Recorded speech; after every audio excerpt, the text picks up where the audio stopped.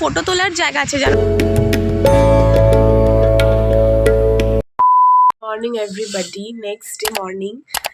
আর কালকে তেমনভাবে আর কিছু শেয়ার করা হয়নি, রাতের ডিনারটাও শেয়ার করা হয়নি। কালকে ডিনারে ছিল ভাত, ডাল, বিউলির ডাল, আলু পোস্ত, মাটন। কালকে এত টায়ার্ড হয়ে গেছিলাম আর ভিডিও করতেও ইচ্ছা করছিল না, ফোনে চার্জও ছিল না। তো ভাবলাম এখন তোমাদের সাথে শেয়ার করি। কালকে আমার লাইফে বেস্ট পুজো আমি দিয়েছি। I am a very spiritual person. As a spiritual person I am feeling so beautiful that simply words are not enough to express it. How can I express? মানে এই ফিলিংটা পুরো ডিফারেন্ট ছিল। অ্যান্ড পুরীতে এর আগে বহুবার গেছি, বাট কি বলতো, এত সামনে থেকে এতক্ষণ ধরে এত ভালোভাবে দেখা কখনো পাইনি। যাই হোক, we are blessed by God and কি বলবো, নিজেকে খুব লাকি ফিল করছি। ওই যে মানে জগন্নাথ দেবের দর্শন পেতে কাতারে কাতারে মানুষ ঠেলতে ঠেলতে এত ভিড়ের মধ্যে যায়, ওখানে তো ক্যামেরা করা যায় না ঠাকুরের দর্শন পাওয়ার জন্য। তো ভগবানই এতক্ষণ দর্শন দিয়ে দিয়েছেন, পুরো মন ভরে গেছে। মানে জগন্নাথ মন্দিরে দাঁড়িয়ে প্রসাদ খেলাম, বাকি আজকে প্রসাদ দিয়ে যাবে ঘরে। তো এখন চটপট রেডি হব, দেন বেরোবো। আজকে সাইট সিনে যাওয়ার প্ল্যান আছে। দীঘা, এই স্যার দীঘা বলছি কেন, আগের দিন দীঘা। Day 2 in Puri. এখন বেরোচ্ছি সাইট সিনের জন্য। আর এটা হচ্ছে আজকে আমার আউটফিট। একটা শর্টস ভিডিও করেছি, সেটা তোমরা আগেই দেখে নিতে পারবে। সো চলো দেখাই কোথায় কোথায় যাচ্ছি না যাচ্ছি। এখন হোটেলেই আছি। আর এই হচ্ছে ভিউ, আগেও দেখিয়েছি, আবারও দেখাচ্ছি বিকজ ভিউটা দারুণ। এটা হচ্ছে বাবার আউটফিট, আর এটা হচ্ছে মার আউটফিট, আর এটা হচ্ছে আমাদের আউটফিট। চলো। এরপর আমরা গাড়ি বুক করে নিয়েছিলাম সাইট সিনের জন্য। আমরা দুটো স্পট দেখেছিলাম, একটা হচ্ছে সাক্ষী গোপাল আর একটা হচ্ছে রঘুরাজপুর গ্রাম। বাট রাস্তায় চলতে চলতে এই মন্দিরটা মানে ওঙ্কারেশ্বর শিব মন্দির পরে আমাদের ড্রাইভার এটাও দেখিয়ে দিয়েছিলেন। আমরা লাস্ট 2023তেও পুরীতে গেছিলাম, আর তখনও গিয়ে এই মন্দিরটা দেখেছিলাম। তোমরা যারা যারা পুরীতে গেছো বাট ওঙ্কারেশ্বর শিব মন্দির দেখোনি, তাদেরকে আমি মাস্ট ভিজিট করতে বলবো। এই প্লেসটা সত্যি খুব সুন্দর। এই জায়গাটা কিন্তু অনেকটাই বড়, একসঙ্গে অনেকগুলো মন্দির তোমরা দেখতে পারবে এখানে গেলে। যেমন আমি তোমাদের প্রথমেই দেখালাম নরসিংহদেবের মন্দির, তারপরে রয়েছে রাধাকৃষ্ণ, লক্ষ্মীনারায়ণ, জগন্নাথের রথের চাকা রয়েছে এখানে।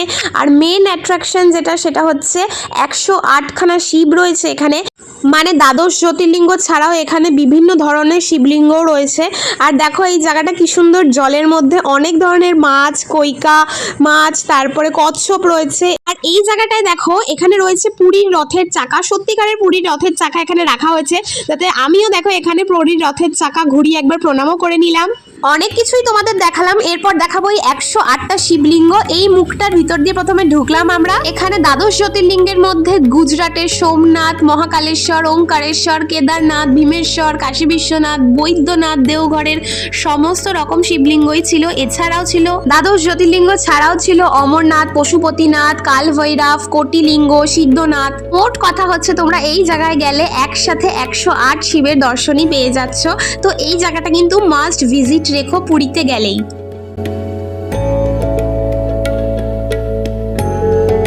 এরপর দেখাচ্ছি এই জায়গাটা একদম নতুন হয়েছে, মন্দিরটা দেখলেই তোমরা বুঝতে পারবে। এখানে দেখো বিষ্ণুদেব শুয়ে রয়েছেন এবং তার নাভি থেকে উৎপন্ন হয়েছে ব্রহ্মা। এই জায়গাটা এখানে নতুন হয়েছে, আমরা প্রথমবারই দেখলাম। তোমরাও দেখে নাও, প্রণাম করে নাও। এরপর চলে এলাম আমরা আমাদের মেন স্পটে, যেটা হচ্ছে সাক্ষী গোপাল। প্রথমবারের জন্য এই স্পটটা আমরা ভিজিট করেছি। সাক্ষী গোপাল মন্দিরে প্রথমে তো আমি ক্যামেরা করছিলাম, বাট তোমরা দেখো এখানে পুরোহিতটা বলছে আমাকে ক্যামেরা বন্ধ করতে, তাই আমি বন্ধ করে দিয়েছিলাম। দেন আমরা ভিতরে পুজো দিলাম, আর এই হচ্ছে সাক্ষী গোপালের মন্দির।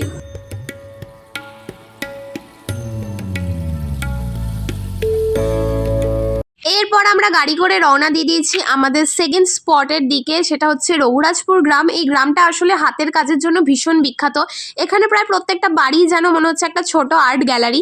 দেখতে পাচ্ছ প্রত্যেকটা বাড়ির দেয়ালে কত সুন্দর আলপনা, মান্ডালা আর্ট, ট্রাইবাল আর্ট, হাতে আঁকা পেন্টিং করা। এক একটা ডিজাইন এক এক রকম সুন্দর, বাট সবগুলোতেই খুব সুন্দর ডিটেলিং ছিল। আর কি বলতো, এখানকার মানুষ বংশ পরম্পরা ধরে এই শিল্পটাকে আগলে রেখেছে। কেউ পেন্টিং বানাচ্ছে, কেউ হ্যান্ডমেড জিনিস তৈরি করছে, আর সবাই সেটা বাড়ির সামনে বিক্রিও করছে।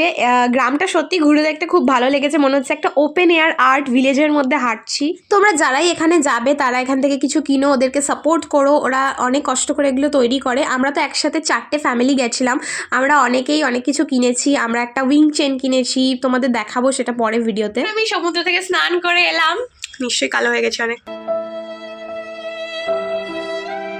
যাই হোক, খুব মজা করেছি। প্রথমে ভেবেছিলাম চান করতে যাবো না, বাট এতগুলো লোক সবাই মিলে যাচ্ছে আর আমার চোখের সামনে সবাই যাবে, আর মানে নিজেকে কন্ট্রোল করা যায় না। সমুদ্র চোখের সামনে যদি মানুষ দেখে আর তাহলে নিজেকে কন্ট্রোল করা যায় না। আমিও নিজেকে কন্ট্রোল না করতে পেরে চলে গেছি। মানে এত বারে বারে ভাবছিলাম যে যাবো না, এত ঠান্ডা লেগেছে, গলা ফলা বসে আছে, শ্বাসকষ্ট, কাশি। মানে গতকালকে তো আমি ঘুরতেও পারছিলাম না ঠিক করে, আমার শ্বাসকষ্ট হচ্ছিল। বাট জগন্নাথের কৃপায় আজকে বেটার আছি। আর কাশি প্রচণ্ড আছে, বাট তাও আমি স্নান করেছি, খুব মজা করেছি। এখন খেতে যাবো, কারণ বিশাল খিদে পেয়ে গেছে। আর আমরা সাইট সিন করে এসেছি, সেটাও তোমরা দেখে নিয়েছো। ব্লগটা ভালো লাগলে কিন্তু ডেফিনেটলি লাইক করতে ভুলো না।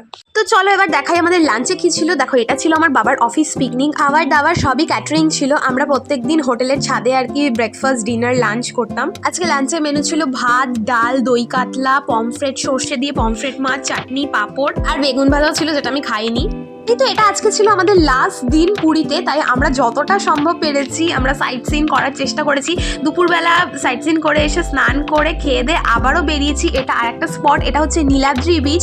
যারা যারা তোমরা golden beach or blue flag বিচে গেছো, এটা তার পাশেই হয়েছে একদম। এটা নিউ, আমরা এই প্রথমবারের জন্য গেলাম। এখন এলাম, এটা নীলাদ্রি বিচ, আর এখানে অনেকগুলো ফটো তোলার জায়গা আছে, জানো তো। সবাই আমার দিকে তাকাচ্ছে। যাই হোক, আমি কোনো ম্যাটার করে না, মানে মাঝে মধ্যে করে, হোয়াট এভার। প্রচণ্ড ঠান্ডা হাওয়া দিচ্ছে, বাট ছবি তোলার জন্য এখনও সোয়েটার পরিনি, একটু বাদে সোয়েটার পরবো। সো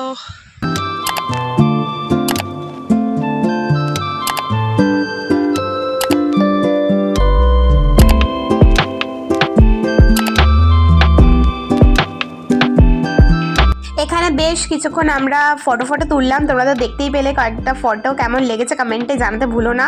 আর এইখানে দেখো, এখানে সাইডে গার্ডেনিং করা ছিল, কি সুন্দর, কত ক্রিয়েটিভিটি। দেখো এখানে কচ্ছপ বানানো রয়েছে, এখানে কি সুন্দর কলসি থেকে জল পড়ছে সেটা দেখানো হয়েছে, হার্ট সাইন দেওয়া রয়েছে। কতটা ক্রিয়েটিভভাবে এই গার্ডেনটা সাজানো হয়েছে। নীলাদ্রি বিচ থেকে বেরিয়ে আমরা চলে আসি স্বর্গদুয়ারের সামনে কেনাকাটা করতে। ওখানেই আমরা এই জগন্নাথ টেম্পলটা দেখতে পাই। এর আগের বারও এখানে এসেছিলাম। খুব সুন্দর করে জগন্নাথ দেবকে এখানে সাজিয়ে রাখানো রয়েছে। তারপর আমরা প্রচুর কেনাকাটা করি, সেই ক্লিপিংস আমি কিচ্ছু নিইনি। দেন রাতে ডিনারে বিরিয়ানি ছিল। আর এইভাবেই শেষ হলো আমার পুরী ডায়েরিজ। যদি ভিডিওটা ভালো লাগে তাহলে লাইক, সাবস্ক্রাইব করতে ভুলো না। চলো টাটা।